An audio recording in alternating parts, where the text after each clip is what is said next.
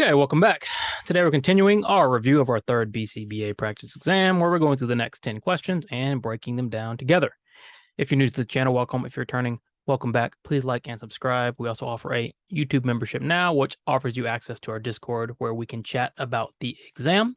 If you're looking for this, plus our other two exams or the task list study guide, check out bcbastudy.com. We also offer a combo pack, which includes flashcards.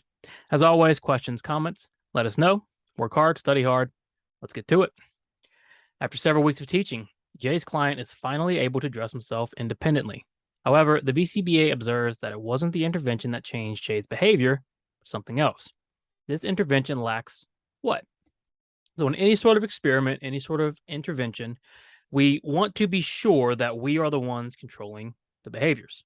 In other words, is our independent variables the thing changing the dependent variable, or is there some other aspect affecting the outcome? In this case, the BCBA observes it wasn't actually the intervention that changed behavior, but something else. So we know it's not the independent variable doing the changing, but something else, maybe a confound, maybe an extraneous variable. We're not controlling the behavior. So when we don't control the behavior, when something internally is not right and something else is affecting it, what does our intervention lack? A, internal validity.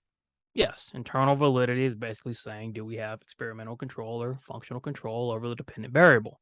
In this case, we don't. Jay's client is able to dress himself, but it wasn't the intervention that led the client to dressing themselves. It's something else. Maybe the parent's working on it. Maybe Jay's client just figured it out himself. Maybe he watched a YouTube video. Who knows? All we know is we don't have internal validity because it wasn't our intervention that actually changed the behavior. Always read all of your answer choices so you can eliminate and understand why the wrong answers are wrong. So external validity refers to what? Refers to the idea of generalization. We're not talking about Jay's client being able to generalize this behavior. Okay, we're just talking about our intervention itself. We're not worried about the generalization aspect. Social validity doesn't lack social validity because dressing himself is very socially valid. And then observer validity is not relevant. So since our intervention, our independent variables aren't actually controlling the behavior, we say our intervention lacks internal validity. You walk into your son's room and see that he is watching Netflix instead of doing his homework. So you cancel his Netflix account for a month. What have you attempted to implement? So be very careful here, right? He's watching Netflix instead of doing his homework. So you cancel the Netflix account. By canceling the Netflix account, what are you doing? Well, you're going to decrease him watching Netflix, maybe not have any impact on homework, right? Nothing is targeting the homework. By canceling the Netflix account, you're certainly attempting to get him to watch less Netflix or not watch Netflix at all, right? So what have you attempted to implement? Well, let's think about your behavior here, right? You cancel the Netflix account for a month in hopes to decrease the behavior. So you're removing the Netflix, right, in an attempt to decrease behavior. So when you remove a stimulus, it's negative. In order to decrease something is punishment. So we're looking at negative punishment. It's not positive punishment. We're not adding anything to the equation. It's not extinction. You're not withholding reinforcement. You actually removed it. It's essentially a response cost, right? And it's not negative reinforcement because you don't want to increase the Netflix. You'd have to be doing something else directed at homework, okay, to increase the homework. You're just targeting this Netflix by canceling the Netflix altogether. Essentially, again, a response cost. And a response cost, as we know, is a type of punishment, type of negative punishment. We're removing the Netflix account in order to decrease this behavior. What have you attempted to implement? Negative punishment. Holly works for a law firm as a receptionist. Each morning, she must send her boss his daily schedule. Typically, she texts him his schedule so he has it on his phone. Today, however, she had to email the schedule over. What does Holly's behavior demonstrate? All right, we're looking at Holly's behavior. Okay, so let's break it down. What is Holly doing? Well, she works for a law firm as a receptionist. Not really relevant to what we're talking about. Holly sends her boss's daily schedule. That's what we're looking at here, okay? So typically, she texts him his schedule. That's her response. The stimulus is the schedule. Her response is texting him the schedule over. Today, however, she emailed the schedule over. So what changed? Did the stimulus change or did the response change? And that's important because it's going to help us identify the answer. If we have multiple responses in the presence of a single stimulus, we call that response generalization. If we have multiple stimuli and one response, we're going to call that stimulus generalization. So which one do we have? Well, we have more than one response occurring in the presence of the schedule. Holly originally learned to text the schedule over, but now she can also email it over. So has Holly demonstrated stimulus generalization? Well, no, stimulus generalization would be if Holly is able to text his daily schedule plus lunch orders plus the budget. That's not the case here. Holly's sending the same thing, she's just doing it differently. She's generalizing her responses in order to meet a need. It's not maintenance. Maintenance would be just continuing to text him his schedule with no change. And it's not stimulus equivalence. We're not talking about reactivity or symmetry here. So what does Holly's behavior demonstrate? Demonstrates response generalization. If you wanted to use differential reinforcement of incompatible or alternative behavior, what would you need to be sure of first? Question is asking specifically about DRI and DRA. Now, what do we know about DRI and DRA? What is the main thing we know? Both teach a replacement behavior. DRO does not. DRD, DRH, and DRLs do not. DRIs and DRAs teach replacements, and that's very important because if you want to use a DRI or DRA and you want to teach a replacement behavior, what do you need to be sure of first? A, that you've tried other interventions that did not work before using a DR procedure. Not true. That's true of punishment. Definitely not DR. Differential reinforcement is one of the most common interventions to use in ABA. It's just not true. That's true of punishment. B, that the replacement behavior is already in the client's repertoire. Yes, that is what we are looking for. If we want to teach a replacement behavior using DRI or DRA, we want to make sure the behavior is in the client's repertoire. That's the most important thing. Okay, we don't want to be teaching the skill that we're trying to use to replace another skill. All right, it already has to be in the repertoire. B looks right. Read all the answer choices. C, that you are reinforcing whenever the problem behavior is not occurring. That describes what? DRO. And D, that the client is able to functionally communicate. Client does not have to be able to functionally communicate to be impacted by a differential reinforcement procedure. So if we want to use DRI or DRA, what do we need to be sure of first? B, that the replacement behavior is already in the client's repertoire. After losing the game by 10 points, Coach K made his team run 30 laps. This is considered what? Very straightforward question. It should be obvious. Running laps is what? That's a form of exercise. Okay. And now they have to run the 30 laps because what? Because they lost by 10 points. So running the laps is contingent on losing, making it what? Contingent exercise. It's not positive practice. Positive practice is repeating the correct behavior over and over again. Negative practice is repeating the incorrect behavior over and over and again. Coach K didn't make them lose the game over and over again. He implemented an exercise procedure contingent on the loss. And then restitutional overcorrection would be, say, restoring the gym to a better state than they found it. Again, not what we're looking at.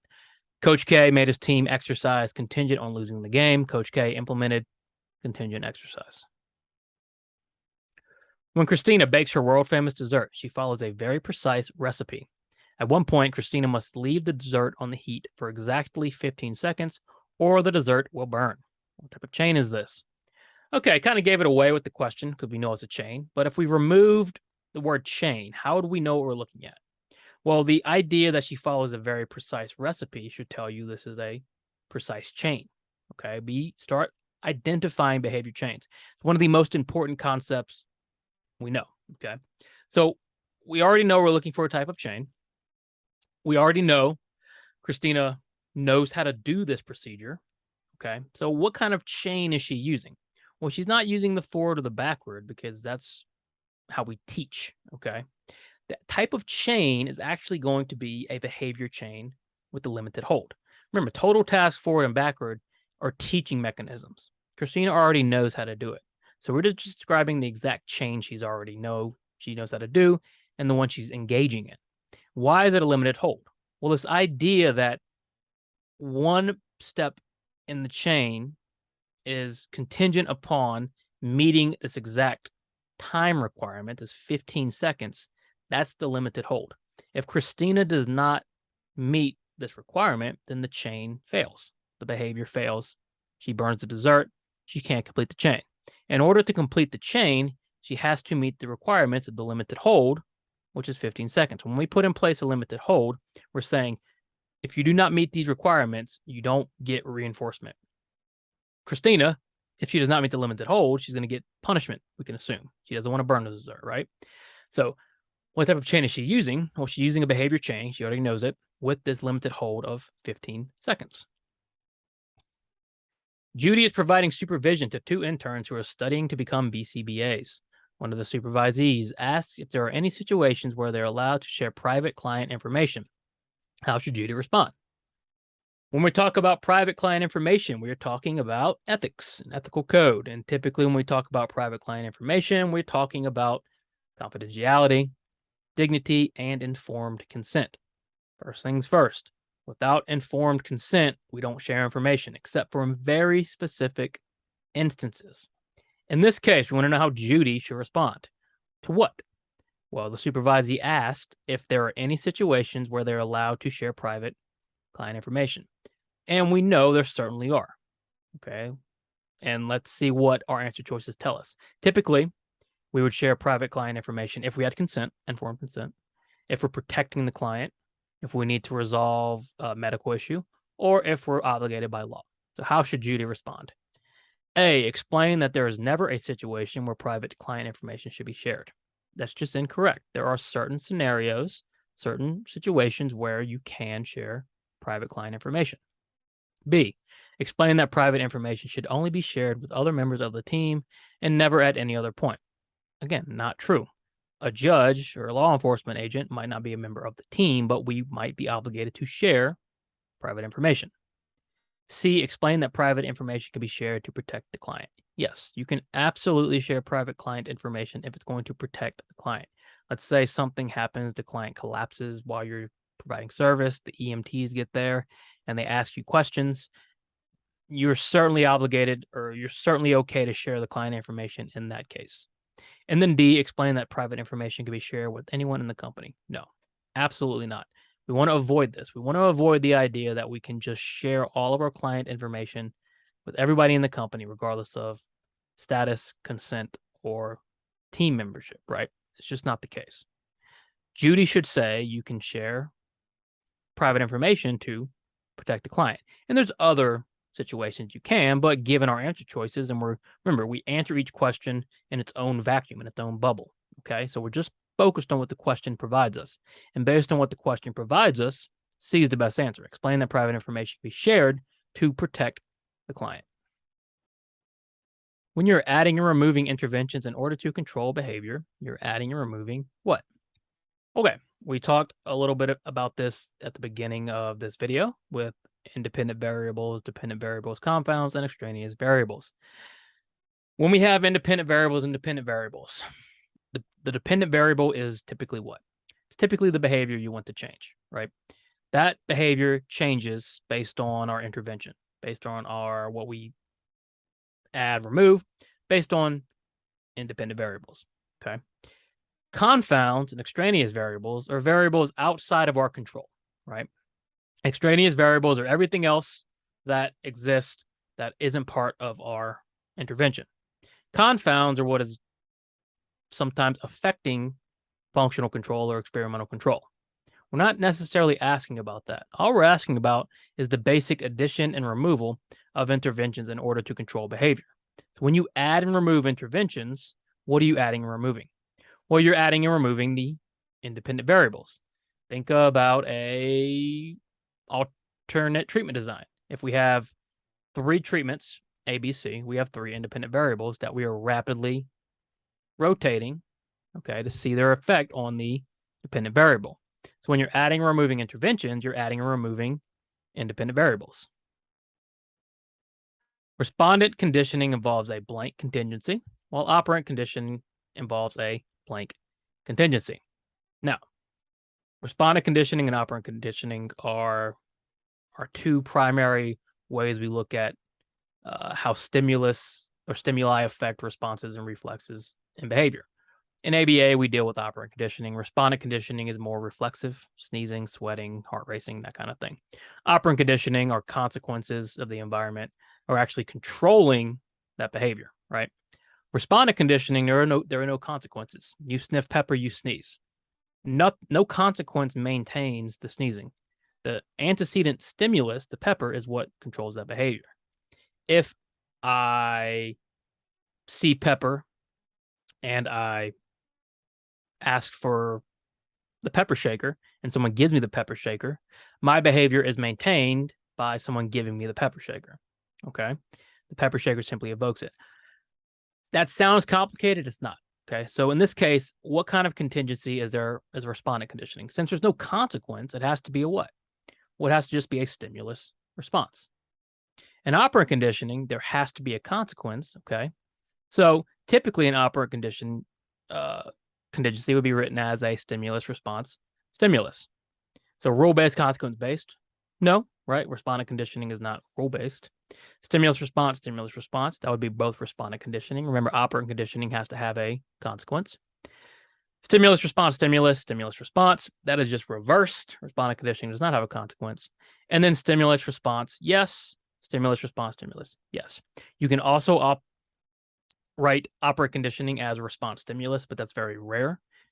Almost all the time, you'll see an operant conditioning contingency written ABC, antecedent behavior consequence, or SRS, stimulus response stimulus, because of the consequence. Respondent conditioning is just SR. There is no maintaining consequence. So respondent conditioning involves a stimulus response, while operant conditioning involves a stimulus response stimulus. Finally, Ben is sitting in class when his teacher says, Ben, please read page 10. Ben says, okay, and reads page 10. Reading page 10 is considered what? Careful now, okay? We have different types of behaviors, different consequences, and antecedents. What is the question asking about? The question is about reading page 10, not about Ben sitting in class, not about the teacher's behavior, not about Ben saying, okay, but reading page 10. So when we read, what is that considered? Is that a transcription?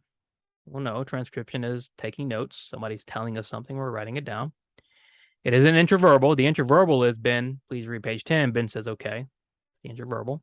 It's not an autoclitic. An autoclitic modifies the operant. That leaves textual. A textual is just reading written word. Okay. So Ben reading page 10 is considered a textual. All right. Thanks for watching. We'll be back with our next video soon. Please check out bcbastudy.com for all of our study materials. Like, subscribe, and join.